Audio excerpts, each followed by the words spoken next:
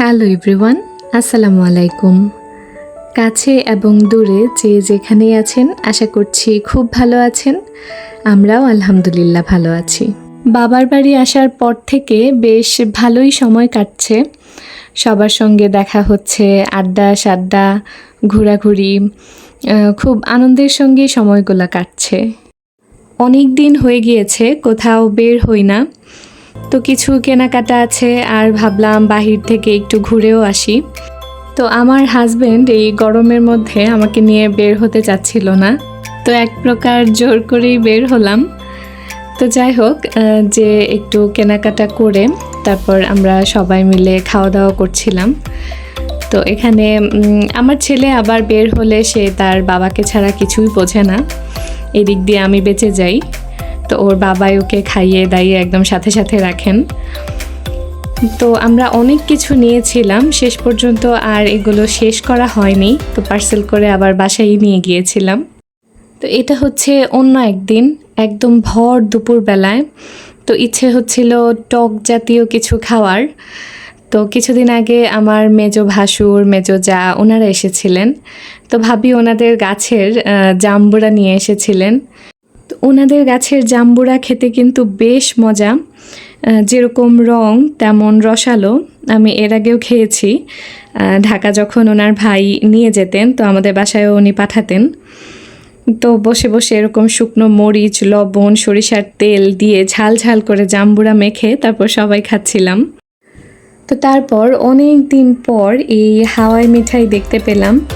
তো দেখে বা ওই যে রিং রিং শব্দটা শুনে আর লোভ সামলাতে পারিনি, আমার ভাইকে দৌড়ে পাঠালাম যে কিনে নিয়ে আসার জন্য।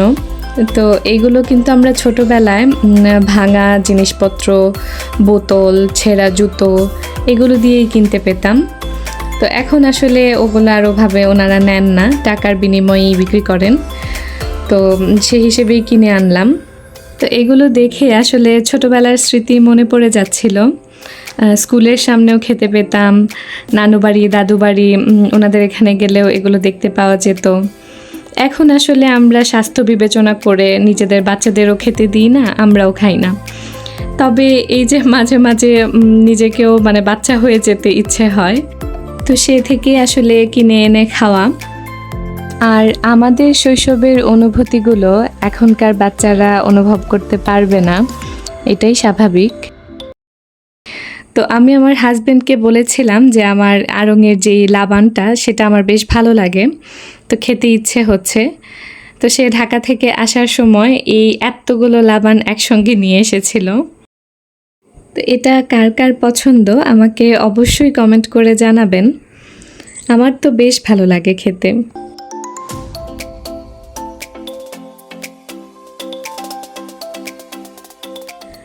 তো এদিকে বিকেলবেলায় আমার ছেলে সে কোনো একভাবে দেখতে পেয়েছে যে তার আব্বু বাইরে যাচ্ছে, তো সেও কান্নাকাটি শুরু করে দিয়েছে তার বাবার সঙ্গে যাওয়ার জন্য। তাকে কোনোভাবেই ফেরাতে পারছি না। তো আমি ছাদে দাঁড়িয়ে দাঁড়িয়ে ওকে ডাকছিলাম, আমার কাছেও সে আসতে চায়, আবার ঘুরে ফিরে তার বাবার কাছেই চলে যায়। তো আমার ছেলেটা এত বেশি বাবা পাগল, সে একদম বাবাকে কোথাও যেতে দিবে না, ঘুম থেকে উঠেই তার চোখের সামনে বাবাকে লাগবে, এরকম একটা অবস্থা। আর এদিকে তার বাবাও যদি একটু দূরে থাকে বারবার ফোন করে ছেলের খোঁজ খবর নেওয়া শুরু করবে, ছেলের সাথে কথা বলবে। আর কাছে থাকলে তো কথাই নেই, সারাক্ষণই ছেলের কাছে লেগে লেগে থাকে।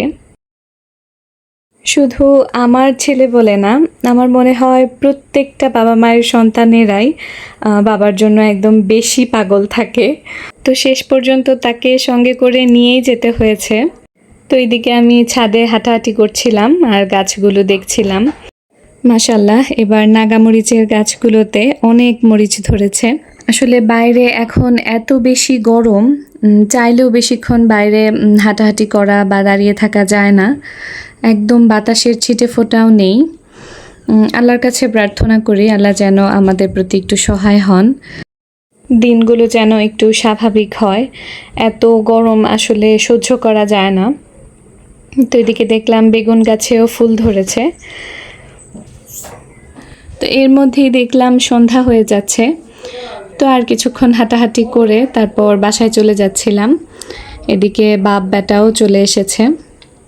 তো এটা হচ্ছে অন্য একদিন হঠাৎ মোমো খেতে ইচ্ছে হচ্ছিল।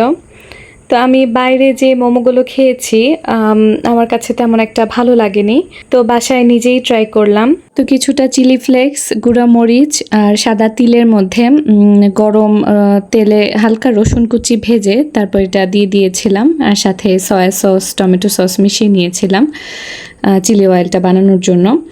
আর এদিকে মুরগির মাংস ব্লেন্ড করে তারপর গোলমরিচ গুঁড়ো, আদা রসুন বাটা, গাজর, পেঁয়াজ, কাঁচামরিচ কুচি, লেবুর রস, লবণ, সয়া সস সব কিছু দিয়ে আমি সুন্দর করে মাখিয়ে নেব।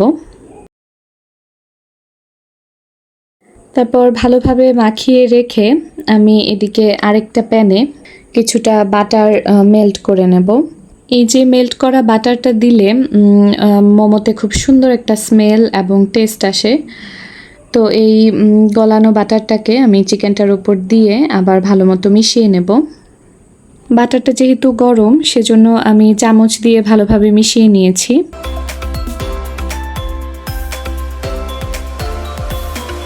তো আমি কিন্তু মোমো বানানোতে এত বেশি পারদর্শী নই।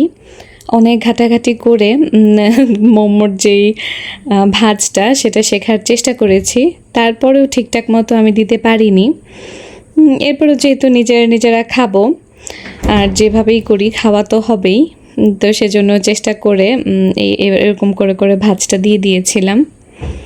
তো কিছু মোমো এভাবে বানিয়ে আর বাকিগুলোকে অন্য একটা শেপে বানাচ্ছিলাম। তো এই শেপটা আমার কাছে সবচেয়ে বেশি সহজ মনে হয়েছে। তো আমি এভাবেই বেশ অনেকগুলো বানিয়ে নিয়েছিলাম। আসলে 2 ধরনের মোমো বানাবো, সেজন্য 2 ধরনের শেপ দিচ্ছিলাম। হাফ আমি রাইস কুকারের উপরের যে ছাঁকনিটা সেটাতে সামান্য তেল ব্রাশ করে স্টিমে বসিয়ে দিয়েছিলাম। আর হাফ সুপি মোমো বানাবো, সেজন্য চিকেনের যে পুরটা সেটা সামান্য একটু রসুন কুচি দিয়ে ভালো মতো ভেজে তারপর গরম পানি দিয়ে তাতে লেবুর রস, সয়া সস, টমেটো সস, গোলমরিচ গুঁড়ো এবং সামান্য চিনি দিয়ে আমি কিছুক্ষণ বলক উঠিয়ে তারপর মোমোগুলো এখানে দিয়ে দিয়েছিলাম। প্রায় 10 মিনিটের মতো জাল হওয়ার পর একটা বাটিতে সামান্য একটু পানি নিয়ে তাতে 1 চামচ কর্নফ্লাওয়ার গুলে তারপর সেটা আমি স্যুপের মধ্যে দিয়ে দিয়েছিলাম। এতে করে ঠিক একটা ভাব এসেছিল। তো খেতে কিন্তু বেশ ভালোই হয়েছিল, সবাই ভালোই বলেছে। তো আমিও একদম মন ভরে পেট ভরে খেয়ে নিয়েছিলাম। তো চিলি অয়েলটা বেশ ঝাল ঝাল হয়েছিল। আসলে ঝাল হলেই এটা বেশি মজা লাগে খেতে। আর সুপি মোমোটাও বেশ মজা হয়েছিল। আসলে কম সময়ে ঝটপট করে ফেলা যায় এই খাবারটা, আর খেতেও বেশ দারুণ লাগে। তো যাই হোক, আমার কিছু ড্রেস কেনার দরকার ছিল। তো আমি আমার ছেলেকে তার বাবার কাছে বাসায় রেখে আম্মুকে নিয়ে বাইরে বেরিয়ে পড়েছিলাম। তো কেনাকাটা করে আসার সময় আমার ছেলের জন্য পেস্ট্রি নিচ্ছিলাম। সে আবার আমাকে বলে দিয়েছে তার জন্য যেন পেস্ট্রি নিয়ে যাই। তো আমাদের এখানে এই কিউ কেকের পেস্ট্রি কেকগুলো বেশ মজা, বিশেষ করে তাদের এই রেড ভেলভেটটা। তো আমি এখান থেকেই সবসময় পেস্ট্রি বা কেক নিয়ে থাকি। ওদের ফাস্ট ফুডগুলো বেশ মজা, ডিরেক্ট একদম ফ্রেশ। তো আমার ছেলের জন্য পেস্ট্রি নিয়ে 2 মা মেয়ে মিলে চলে গেলাম ফুচকার দোকানে।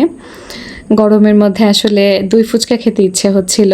তো আমাদের এখানে একটা জায়গার নাম খড়মপট্টি, ওখানে একটা ফুচকার দোকান আছে, মা ফুচকা ঘর।